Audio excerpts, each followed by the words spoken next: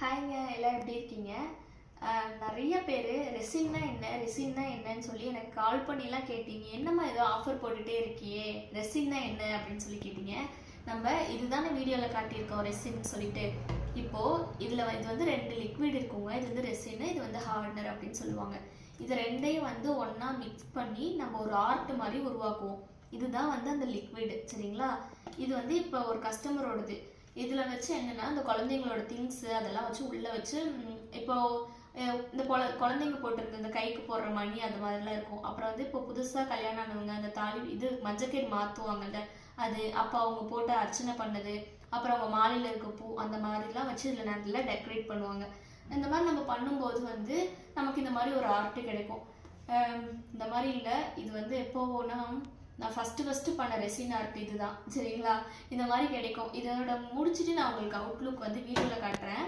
இப்போ புரிஞ்சிருக்கும்னு நினைக்கிறேன். ரெசின்னா என்னென்னா ஆர்ட் அண்ட் கிராஃப்ட் எல்லாம் பண்ணுறதுக்காக வேண்டி ஒரு ஆர்ட் இருக்குது, ரெசின் ஆர்ட் அப்படின்னு சொல்லுவாங்க. ஏன்னா இந்த பேர் தான் ரெசின், இதுலேருந்து வச்சு பண்ணுறதுனால அதை வந்து ரெசின் ஆர்ட் அப்படின்னு சொல்லுவாங்க. ரெசின் ஆர்ட்க்கு பண்ணுறது இந்த லிக்விட் தான். புரிஞ்சுங்களா? இப்போது இனிமேல் யாரும் கேட்க மாட்டீங்களா?